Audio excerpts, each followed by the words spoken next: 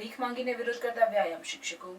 ગુજરાત રાજ્યમાં છેલ્લા 15 વર્ષથી કાયમી વ્યાયામ શિક્ષકની ભરતી ન થતા શિક્ષકોએ આંદોલનનો માર્ગ અપનાવ્યો। ગાંધીનગરમાં છેલ્લા 23 દિવસથી વ્યાયામ શિક્ષકોએ ધરણા પ્રદર્શન શરૂ કર્યા છે। આંદોલન દરમિયાન શિક્ષકોએ અંક કસરત અને સૂર્ય નમસ્કાર યોગ કર્યા છે। શિક્ષકોએ ભગવાન શ્રી રામને પત્ર લખ્યો હતો। ગઈકાલે તેમણે પોતાની ડિગ્રીઓ 500 થી 1000 રૂપિયામાં વેચવા કાઢીને વિરોધ નોંધાવ્યો હતો। આજે 23મા દિવસે સરકાર પાસે નોકરીની ભીખ માંગવાનો કાર્યક્રમ યોજાયો છે। આંદોલન દરમિયાન 20 જેટલા આગેવાનો સામે પોલીસે ગુના નોંધ્યા છે, છતાં વ્યાયામ શિક્ષકો પોતાની માંગણીઓ પર અડગ છે। શિક્ષકોને સરકારની ખેલ સહાયક યોજના મંજૂર નથી। તેમના મતે આ યોજના શાળાના બાળકો કે વ્યાયામ શિક્ષકોના હિતમાં નથી। 11 માસના કરાર આધારિત ખેલ સહાયક યોજનામાં અનેક ખામીઓ છે। રજાઓના નિયમો સ્પષ્ટ નથી। વેકેશનની ગણતરી અંગે કોઈ સ્પષ્ટતા નથી। શિક્ષકોને 11 માસ પૂરા થયા પહેલા જ મૌખિક રીતે છૂટા કરી દેવામાં આવે છે। માધ્યમિક અને ઉચ્ચતર માધ્યમિક વિભાગ માટે છૂટા કરવાનો પરિપત્ર છે, પરંતુ પ્રાથમિક વિભાગ માટે કોઈ પરિપત્ર નથી। આ મુદ્દે અનેક વખત સરકારમાં રજૂઆત કરવામાં આવે છે।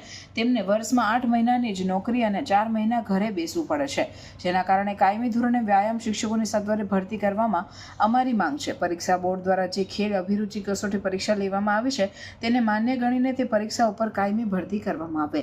લાંબા સમયથી પડતર માંગણીઓ નહીં સંતોષાતા આજે મંગળવારે 23મા દિવસે પણ વ્યાયામ શિક્ષકોનું ગાંધીનગરમાં આંદોલન યથાવત છે। આજે સત્યાગ્રહ છાવણી એકઠા થયેલ વ્યાયામવીરોએ હાથમાં કટોરા લઈને સરકાર પાસે નોકરીની ભીખ માંગવાનો કાર્યક્રમ યોજ્યો હતો। વ્યાયામ શિક્ષકોએ કહ્યું કે સતત 22 દિવસથી સરકાર પાસે પડતર માંગને લઈને આંદોલન કરી રહ્યા છીએ।